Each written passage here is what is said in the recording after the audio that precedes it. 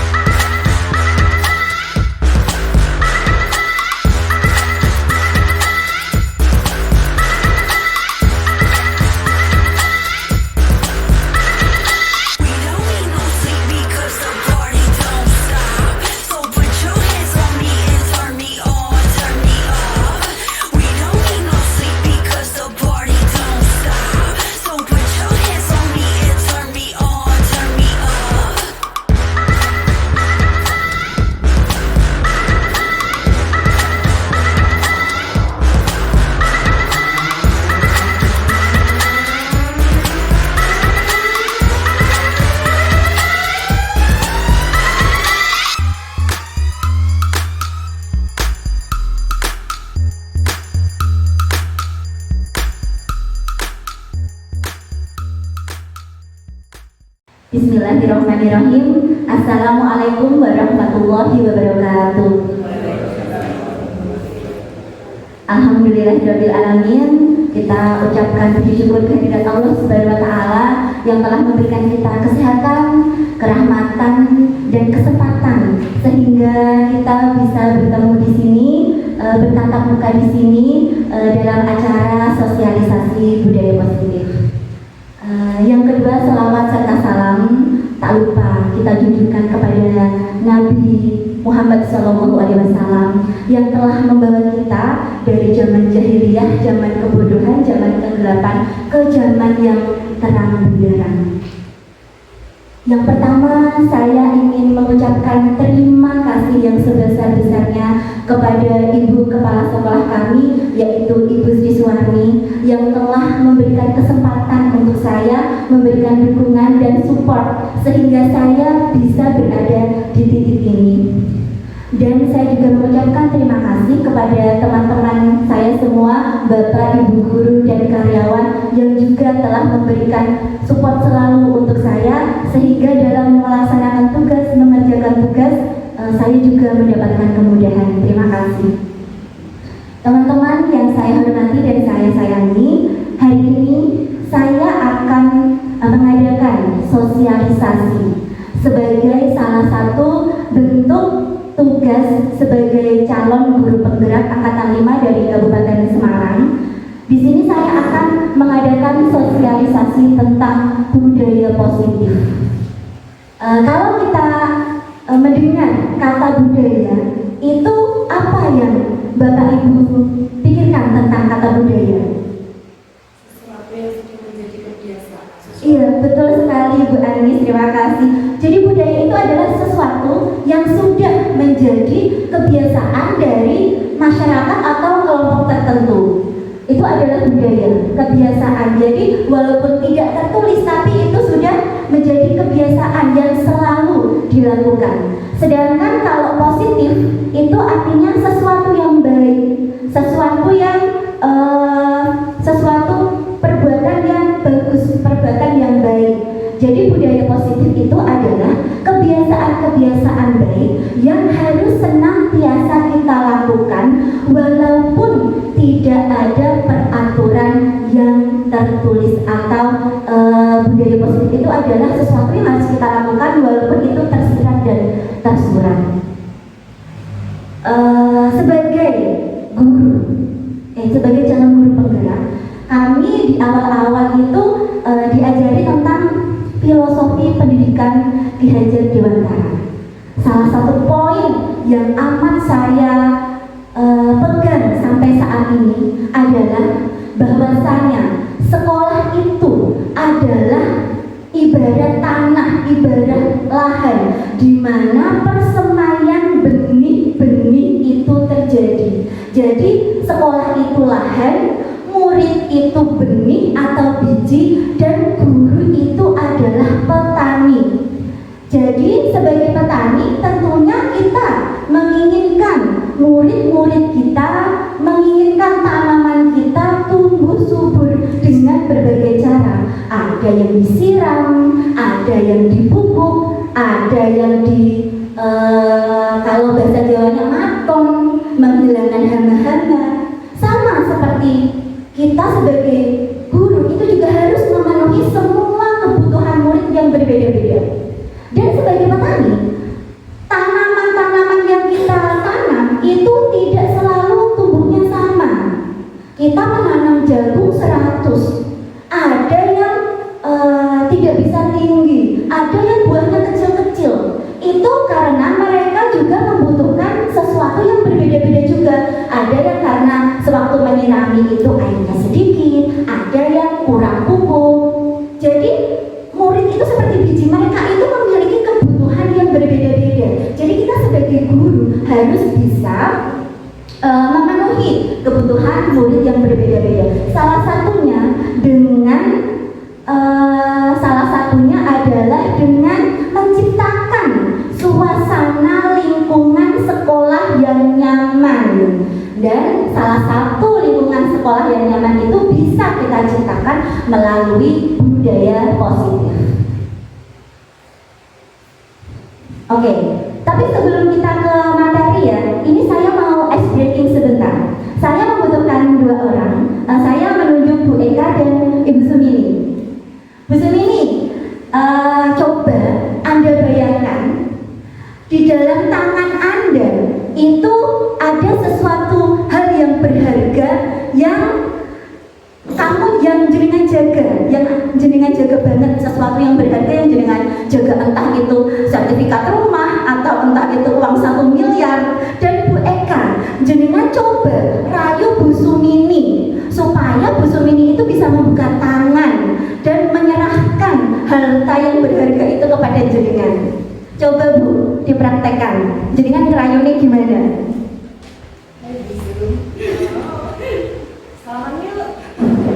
Buka nih. Jangan di tangan yang satu nih. Coba Bu dirayu, nanti tak pijitin atau nanti tak. Sini ya. Maukah kamu berikan berharga dulu? Kenapa ya? Ya supaya aku jauh lebih baik dari ibu. Nanti dipijitin Bu kalau jenengan mau membuka tangan.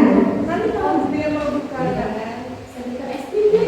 Tuh, mau nggak Bu? Maaf, kan saya tidak suka es krim. Saya tidak suka yang manis.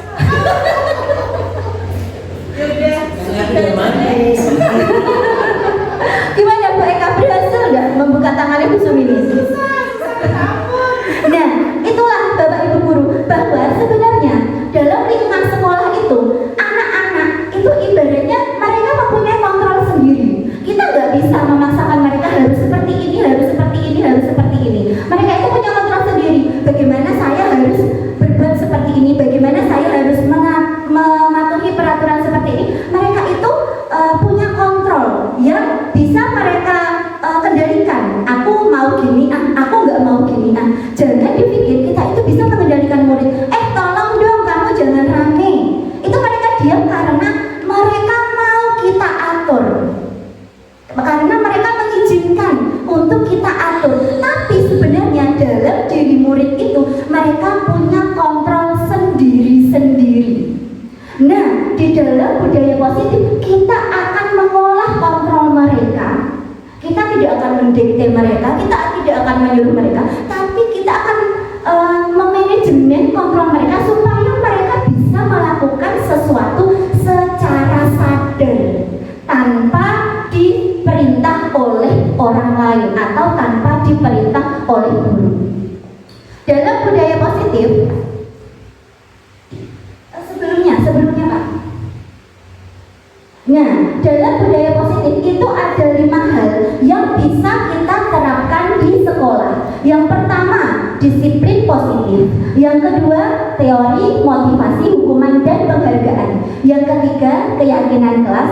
Dan yang keempat, 5 posisi kontrol. Sedangkan yang kelima adalah segitiga restitusi. Kita akan membahas ini satu persatu.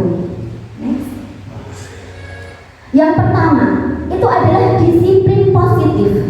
Disiplin itu adalah mempelajari bagaimana cara kita mengontrol diri dan bagaimana menguasai diri untuk memilih tindakan yang mengacu pada nilai-nilai yang kita hargai. Jadi seperti tadi kita itu memanajemen murid, bagaimana dia bisa mempelajari bagaimana dia mengontrol dirinya dan menguasai diri untuk memilih. Jadi tanpa kita suruh, anak itu sudah mau secara sadar melaksanakan hal-hal yang positif. Tanpa kita suruh, bagaimana anak-anak itu bisa dengan sadar memilih hal-hal yang positif. Jadi yang dinamakan disiplin positif itu seperti itu. Tadi kayaknya, nah kita ice breaking lagi ya. Bapak Ibu pasti tentu tahu toh, ini tuh gambar apa? Gambar jam.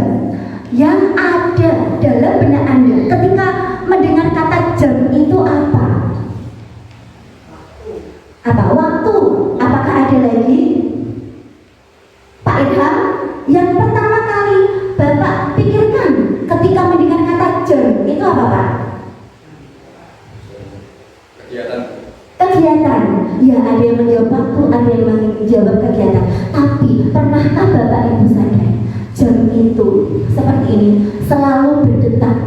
Entah itu siang, entah itu malam, entah itu gelap, entah itu terang, entah itu ada orang, entah itu tidak ada orang, jam itu akan terus berdetak, akan terus mubeng kecuali baterainya habis.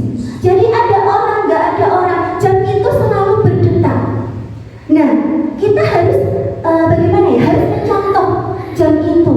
Mau ada kepala sekolah, mau ada pengawas, mau ada kepala dinas, mau ada presiden, dan mau tidak ada mereka sekalipun, kita juga harus terus berdetak dan memberikan pelayanan yang terbaik untuk murid-murid. Next, Pak. Lagi. Nah, di sini ada sebuah pertanyaan yang tidak harus kita jawab, tapi cuma kita renungkan saja. Bila di sekolah Anda tidak ada aturan yang memberikan surat teguran bagi karyawan yang sering datang terlambat, atau tidak ada atasan yang memberikan Anda penghargaan menjadi karyawan terbaik karena sering tepat waktu, apakah Anda akan tetap datang tepat waktu untuk mengajar murid-murid Anda? Ini jelaskan alasan Anda, tidak usah kita bertanya pada diri sendiri. Kalau tidak ada peraturan, kalau tidak ada teguran, kalau tidak ada sanksi, apakah kita juga akan melaksanakan apa yang telah menjadi kewajiban kita sebagai seorang pendidik? Tanyakan pada hati nurani Bapak Ibu sendiri, dan saya juga terutama. Selanjutnya, nah, setelah tadi kita belajar tentang teori tentang disiplin positif, hal yang kedua yang bisa kita tumbuhkan sebagai budaya positif di sekolahan adalah teori motivasi, hukuman, dan penghargaan.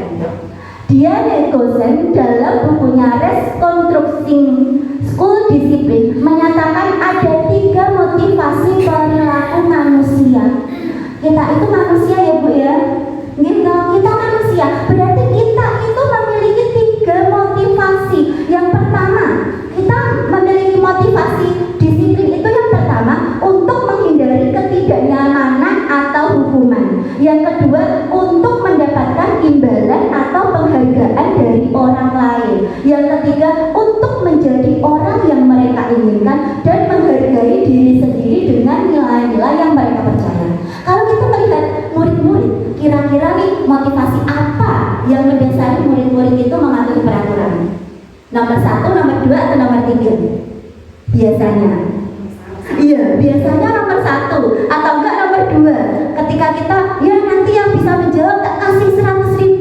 Biasanya nomor 1 dan nomor 2 dalam teori motivasi ini kita sebisa mungkin mengarahkan murid-murid kita, anak didik kita, putra-putri kita untuk memotivasi dirinya supaya mereka lebih cenderung ke nomor 3 untuk menjadi orang yang mereka inginkan dan menghargai diri sendiri dengan nilai-nilai yang mereka percaya.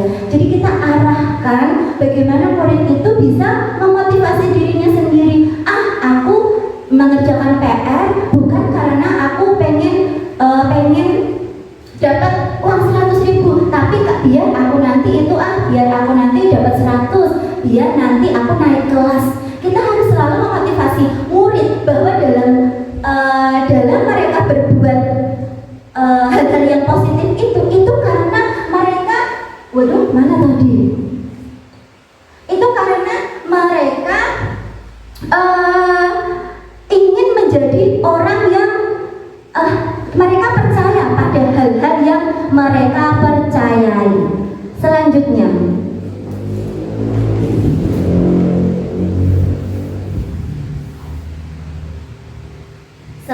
ya, dalam itu tadi teori motivasi. Sekarang kita ke hukuman dan penghargaan.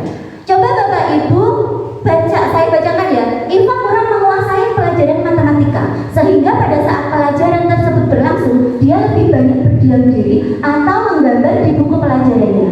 Pada saat guru matematikanya Pak Seno menanyakan pertanyaan, Iva menjadi gugup dan tidak sengaja menjatuhkan tasnya dari kursi, serta tiba-tiba ia menjadi gagap dan saat berupaya menjawab, seluruh kelas pun tertawa melihat perilaku Iva yang bicara tergagap dan terkejut tersebut.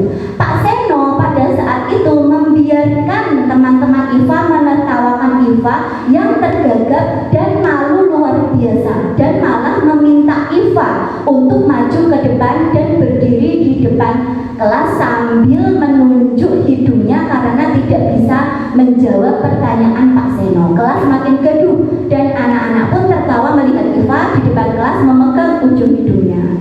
Apakah Bapak Ibu setuju dengan yang dilakukan Pak Seno terhadap Iva? Tidak setuju.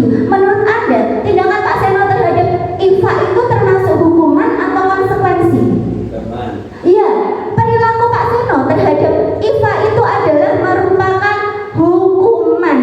Jadi di sini kita akan menjelaskan tentang pengertian dan perbedaan antara hukuman dan konsekuensi.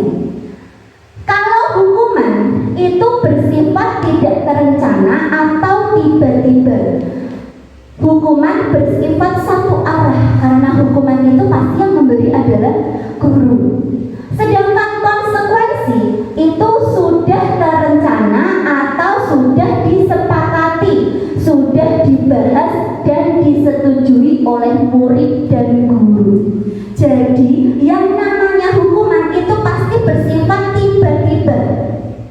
Pada saat misalkan pembelajaran sedang berlangsung, anak-anak ramai sendiri, hei kamu, ayo maju ke depan dan mengangkat satu tangan sambil memegang telinga. Itu adalah hukuman yang tiba-tiba, itu bersifat spontan. Karena dalam peraturan itu tidak tertulis bahwa yang ramai di kelas harus dihukum dengan mengangkat tangan dan memegang telinga. Itu tidak ada dalam peraturan. Hukuman itu bersifat spontan dan biasanya hukuman itu disertai dengan kalimat yang keras, agak melotot, dan dengan jari yang menunjuk-nunjuk. Itu adalah hukuman.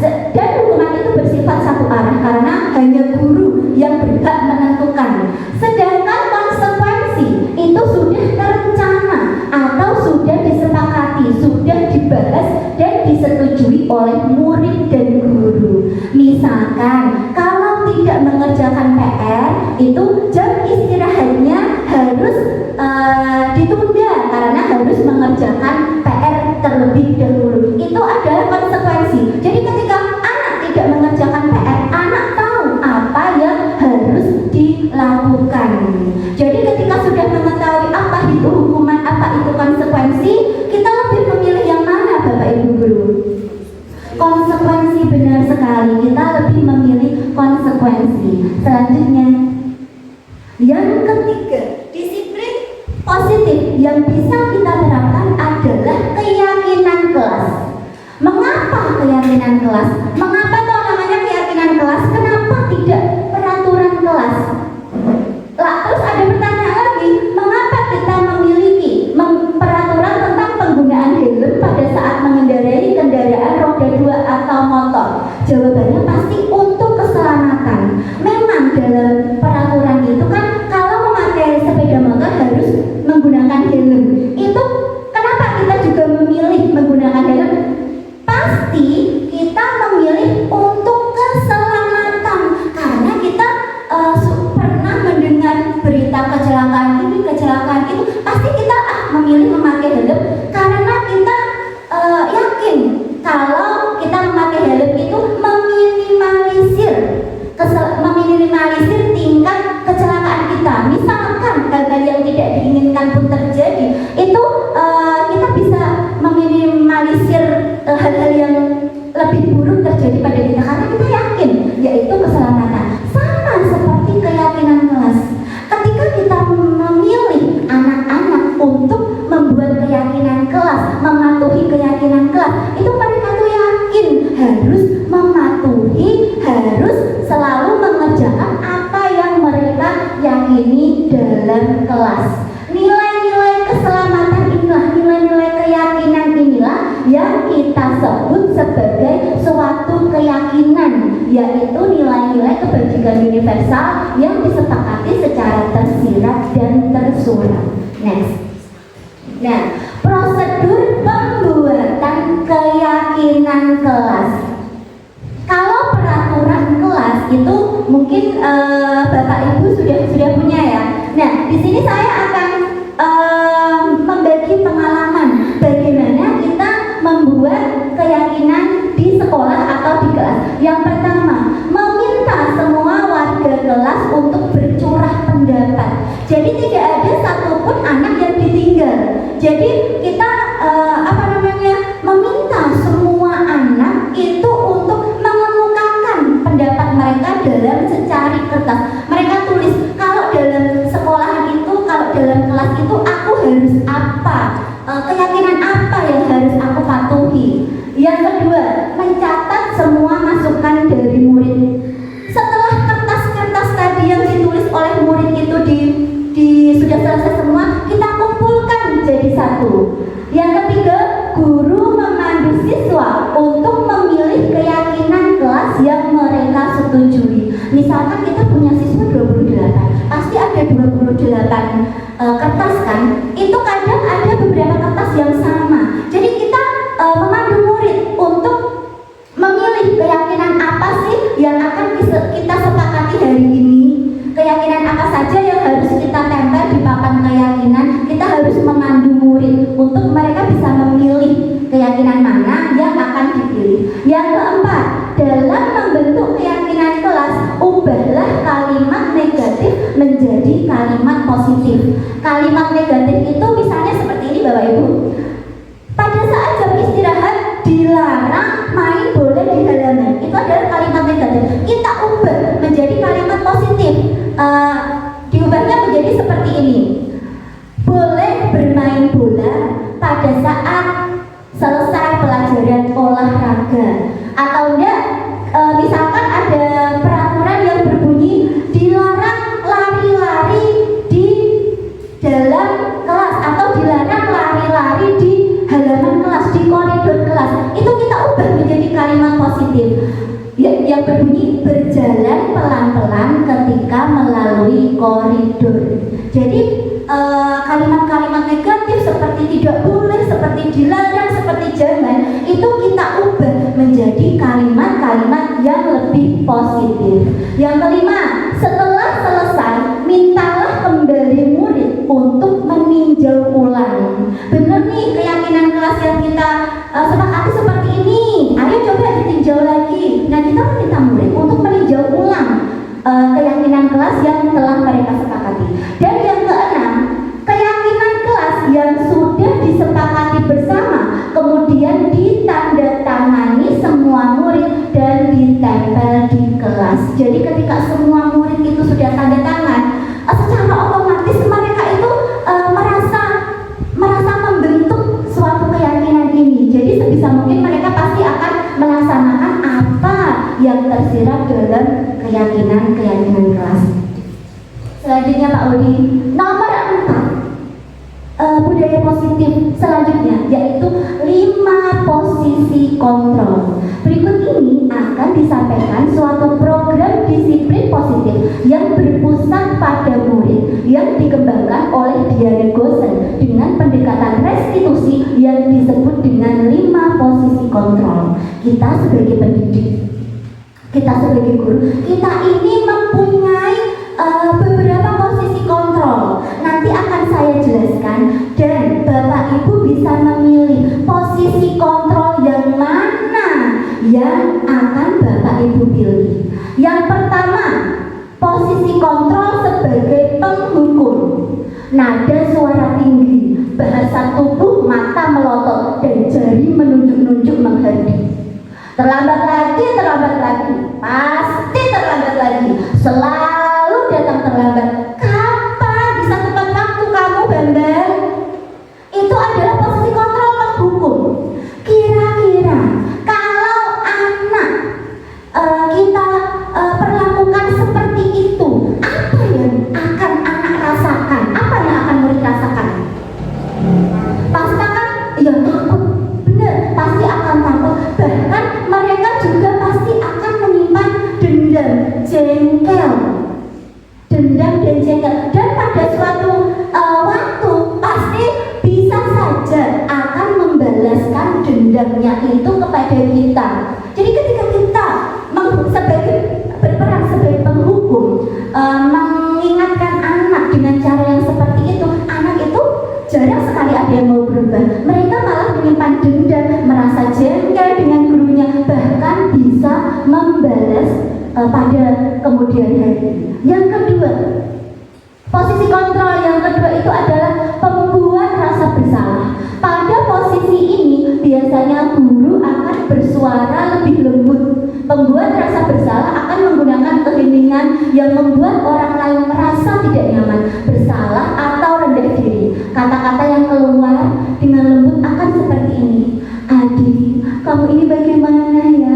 Kamu sudah berjanji dengan ibu tidak akan terlambat lagi. Kamu kenapa ya senang sekali mengecewakan ibu? Ibu benar-benar kecewa sekali. Bagaimana jika murid itu perasaannya, jika digitukan itu perasaannya bagaimana? Tersentuh. Iya benar, murid akan tersentuh. Murid akan merasa bersalah banget sama gurunya. Tapi setelah ini murid itu di dalam kontrol dirinya pasti akan punya hal-hal yang mereka pikirkan bahwa mereka itu gagal. Mereka tidak bisa membahagiakan orang lain. Mereka senang sekali mengecewakan orang lain. Nah itu malah lebih fatal daripada hukuman tadi. Karena kalau penghukum tadi kan anak bisa dendam. Nah kalau pembuat rasa bersalah itu anak malah menjadi minder karena mereka merasa tidak bisa membahagiakan orang lain. Yang selanjutnya, tolong di next Pak. Yang ketiga, sebagai teman, Pak Guru pada posisi ini tidak akan menyakiti murid, namun akan tetap berupaya mengontrol murid melalui persuasi. Kalau kita menjadi teman itu nada suara ramah, akrab, dan bercanda. Bahasa tubuhnya itu merapat pada murid, matanya itu menatap murid, dan senyum jenaka. Misalnya nih, Aki, ayolah, bagaimana sih kamu nih? Kemarin kamu udah janji loh ke bapak bukan? Tidak terlambat lagi, sambil tertawa ringan. Ya sudah, tidak apa-apa, duduk dulu sana. Nanti Pak Guru bantu kamu ini sambil senyum-senyum. Nah, ketika murid itu diperlakukan seperti ini, kira-kira itu yang dirasakan murid apa? Ya, tidak ada rasa cinta mungkin ya, menyepelekan. Menyepelekan. Begini Bapak Ibu Guru, kalau murid itu diperlakukan seperti ini, mereka akan merasa kita itu dekat dengan dengan mereka. Kita itu dekat dengan mereka, apalagi ketika mereka itu berbuat kesalahan, terus kita ingatkan dengan cara yang baik. Kita berposisi sebagai teman mereka, mereka malah akan menghargai kita. Apalagi misalnya nih anak-anak kelas 6. Anak-anak kelas 6 itu kalau kelas 5-nya itu dulu bagus, dulu sopan, dulu tertib, tapi setelah menjadi anak kelas 6 mungkin mereka merasa lebih senior, terus merasa lebih tinggi posisinya di sekolah ini. Mereka pasti akan kadang juga tidak mau mendengarkan kita, kadang berbuat kenakalan-kenakalan yang lumrah dialami oleh anak-anak. Ketika kita memposisikan diri sebagai teman, kita rangkul mereka, kita berikan mereka itu kepercayaan, mereka itu malah jarang sekali berbuat yang nakal. Misalnya setiap literasi mereka dikasih tugas, dikasih tanggung jawab. Yo kamu salonnya tolong diangkat, yo kamu itu kabelnya jangan lupa. Mereka itu malah malah merasa dihargai ketika kita memposisikan sebagai teman. Daripada kita berbicara, daripada gogok, ayo diangkat nih salonnya, gogok, wah kayak lo bantu guru. Nah, anak itu malah merasa jengkel, tapi ketika kita rangkul mereka, hei Ariel sini dong bantu Bu Indah, ini lo ada salonnya, tolong diangkatkan. Nah seperti itu, anak itu malah merasa mereka dihargai. Dan ketika anak itu mau berbuat nakal itu, aduh aku kok orang enak yo karo Pak Ilham, karena Pak Ilham tuh baik banget. Aku nih ame saya nakal lagi, aku kok orang enak, soalnya Pak Ilham itu sama saya itu baik, kalau menyuruh itu juga baik. Seperti itu. Selanjutnya Pak Udi, memantau berarti mengawasi. Pada saat kita mengawasi, kita bertanggung jawab atas perilaku orang-orang yang kita awasi. Posisi pemantau itu berdasarkan pada peraturan dan konsekuensi. Jadi posisi pemantau itu selalu berpatokan pada peraturan dan konsekuensi. Jadi sebisa mungkin kita juga memposisikan diri sebagai pemantau ya. Misalkan ada anak yang terlambat 15 menit. Adi, tahukah kamu jam berapa kita mulai? Tahu Pak, kamu terlambat 15 menit. Apa kamu sudah mengerti konsekuensi yang harus dilakukan bila terlambat? Paham Pak, saya harus tinggal kelas pada jam istirahat nanti dan mengerjakan tugas ketertinggalan saya. Ini adalah posisi pemantau. Jadi jangan sampai ya kita itu sebagai pendidik itu Adi, kamu terlambat 15 menit. Ayo sekarang push up 15 kali. Jangan seperti itu. Kita haruslah menjadi posisi pemantau yang memantau setiap murid-murid dan berpatokan atau beracuan pada peraturan dan konsekuensi. Selanjutnya, posisi kontrol yang terakhir yaitu manajer. Manajer ini adalah nada suara tulus, bahasa tubuh tidak kaku, lalu mendekat ke murid. Misalnya, Adi, apakah kamu mengetahui jam berapa sekolah dimulai? Tahu Pak, jam 7 pagi. Ya, jadi kamu terlambat. Kira-kira bagaimana kamu akan memperbaiki masalah ini? Saya bisa menanyakan teman saya Pak untuk mengejar tugas yang tertinggal. Baik, itu bisa dilakukan. Apakah besok akan ada masalah untuk kamu agar bisa hadir tepat waktu ke sekolah? Tidak Pak, saya bisa hadir tepat waktu. Baik, saya hargai usahamu untuk memperbaiki diri. Bagaimana perasaan murid jika diperlakukan seperti ini? Ketika dia terlambat, dia diberi pilihan-pilihan. Kamu terlambat nih, harusnya kan masuknya jam 7, tapi kok kamu masuknya jam 7:15. Hal apa yang bisa kamu lakukan untuk memperbaiki kesalahan kamu? Nah itu si Adi tadi, saya akan menanyakan teman saya Pak untuk mengejar tugas yang tertinggal. Lalu selain menanyakan kepada murid untuk memperbaiki kesalahan, kita juga harus mengatakan murid untuk berjanji supaya tidak mengulangi lagi. Selanjutnya Pak Udi, budaya positif yang kelima yang bisa kita lakukan itu adalah segitiga restitusi. Segitiga restitusi itu adalah bagian dasar dari segitiga bertujuan untuk mengubah identitas anak dari orang yang gagal karena melakukan kesalahan menjadi orang yang sukses. Langkah-langkah dari segitiga restitusi ini adalah yang pertama, menstabilkan identitas, yang kedua, validasi tindakan yang salah, dan yang keempat adalah menanyakan keyakinan. Misalkan dalam suatu sekolah ada satu orang anak yang hari Senin malah memakai sepatu berwarna putih. Padahal dalam peraturan sekolah itu sudah dijelaskan, sudah tertulis bahwa seragam merah putih lengkap, kaos kaki putih, dan sepatu hitam. Dalam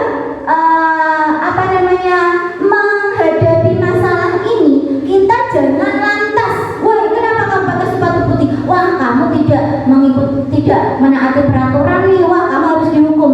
Kita harus menerapkan segitiga restitusi ini. Langkah-langkahnya pertama, kita stabilkan dulu identitas. Kita panggil dulu anaknya. Kita tanya, Putri, kenapa kok hari ini kamu memakai sepatu putih? Padahal peraturan yang kita yakini setiap hari Senin itu adalah memakai sepatu hitam. Kita tanya dulu, kita stabilkan dulu identitasnya. Kenapa memakai sepatu putih? Kita tanya dulu asalnya. Iya Bu, karena sepatu hitam saya kemarin itu pas hujan dijemur tidak kering. Nah itu kita sudah menstabilkan identitas. Yang kedua, validasi tindakan yang salah.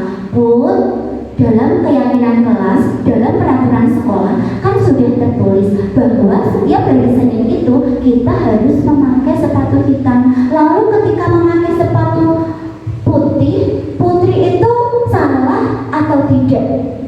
Putri kita validasi tindakan yang salah. Putri itu kita sadarkan, iya Bu, saya salah karena telah memakai sepatu putih.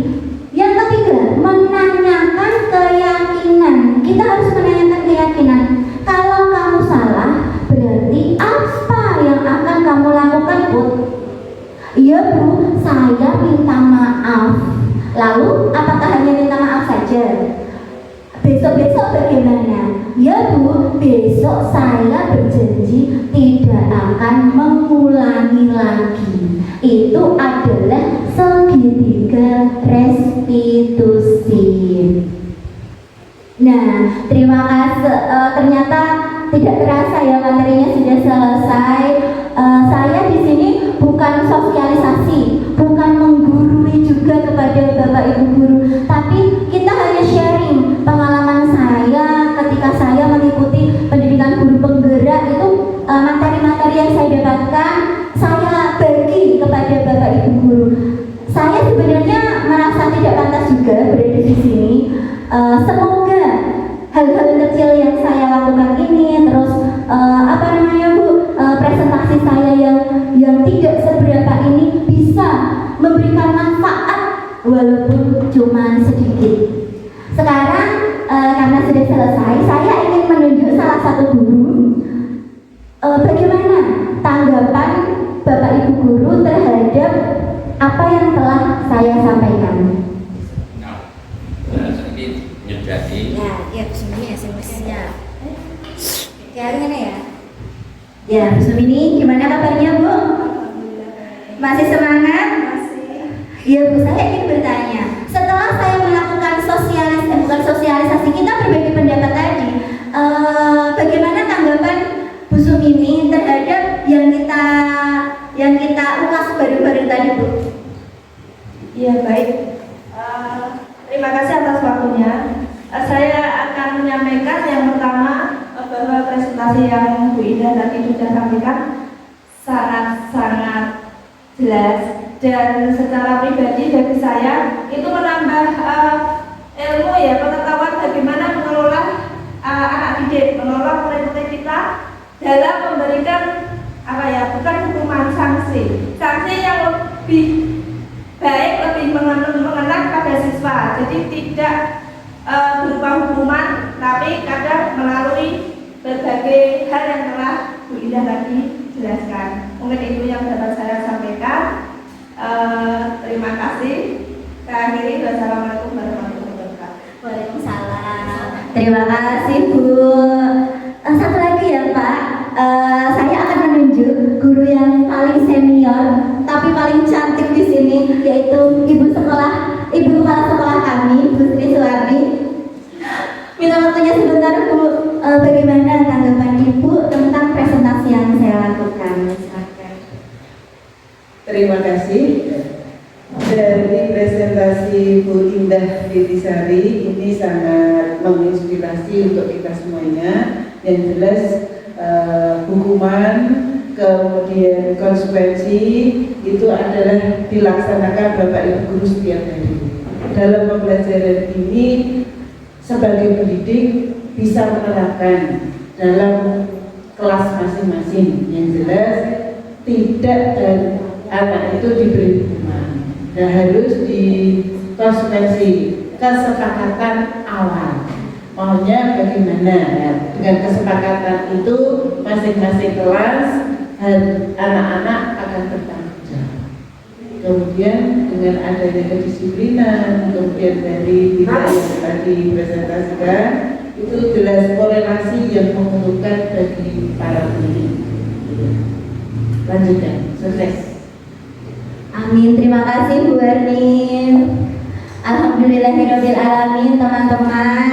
Presentasi yang saya lakukan tidak terasa telah sampai di penghujung acara. Saya sadar bahwa apa yang saya sampaikan ini masih jauh dari kata sempurna. Presentasi yang saya buat, PPT yang saya buat itu masih jauh dari kata sempurna. Saya mohon maaf untuk itu.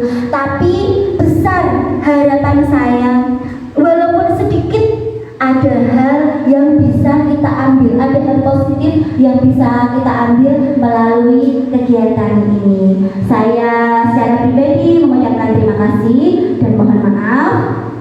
Saya akhiri. Wassalamualaikum warahmatullahi wabarakatuh.